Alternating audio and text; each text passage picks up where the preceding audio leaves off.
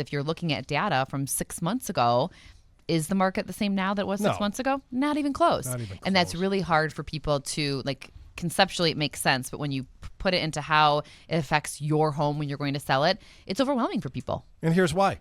Your home, right? You live on Happy Meal Lane, and you're at 123 Happy Meal Lane, and the home next to you at 126 Happy Meal Lane, or across the street from you at 126 Happy Meal Lane, sold for $400,000. So you think your home is worth $400,000. Right.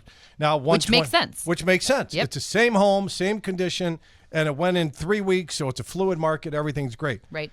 Last month, 121 Happy Meal Lane, right next door to you, same house, same room, same square foot, same condition, went for $375,000. Something happened, and it was on the market for 90 days. Yeah, that's right. The market times are definitely shifting, and I think the amount of homes that are out there directly relates to how motivated a buyer is. Yes. So if you're going to go look in your price point and there's 2 homes to see, okay, that's some motivation for you. You've got 2 choices. If you're going to go look and there's 6 choices, well, guess what? You now have leverage as the buyer, and sellers are missing that, right? And so you have to look at just where is the market at, like the condition overall, to really effectively price something. It's not just sales. It's also the demand and, how things are sitting. And it's just shifted quickly. We've had 5 years of prices not mattering, condition not mattering, and now it does. No inspections, which was crazy. Oh, yeah. I mean, we are getting offers that are 4%, 6% below list price. And 2 pages of home inspection challenges. Yeah, sure. We're just going back into a normal position, right? Yes, and I will throw this out to you. Other than the dead body in the house, has anybody died in the house? I will ask you this question first. Is it, if somebody is buying a $400,000 home, average home price in this area, $200,000 to $400,000, is that what you're seeing? Yep. Yes, you go to 7 digits, but let's just say a $400,000 home. Yeah. And it needs a new furnace, $6, $7, $8 grand. Okay. And it needs whatever, it needs maintenance, $15,000 worth of work. Is it better? And everybody's like, well, I'm going to drop the price to $385, or get a $400,000 home at $400,000 and get a $15,000 closing cost credit.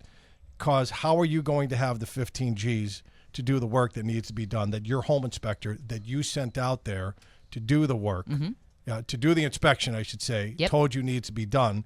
Would you rather have the seller do it, or would you rather have the buyer reduce the cost? So A, have the seller do it before you close. Okay. 2, get a $15,000 closing cost credit so the buyer could bring in their service providers to do the work.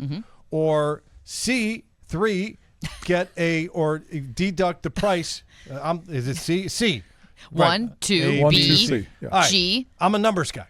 Okay, so number 3, drop the price from 4 to 385. Those are your 3 choices. Seller, do it, get a closing cost credit, or drop the price. Yeah. A lot of times buyers want to have control to do it themselves, and so the closing cost credit makes sense. For sellers to do it, you run the risk that if you do that, and it's just, if something is technically older but functional, you don't have to fix it. That's how the contract reads. So the buyer is assuming that always makes more sense. If you reduce the price, essentially you're not doing yourselves any favors. Your payment may go down, $18 a month, but the closing cost credit allows you to retain that money in your account, right? Yes. And that's, I think, really confusing. We could probably dive into that a little deeper for people to understand. But there's always 2 ways to buy a home. One, lowest monthly payment, in which case if you reduce to the purchase price, you'd get the lowest monthly payment. The second way is the lowest amount of money at closing, and that would be a closing cost credit because you're retaining your own money in your bank.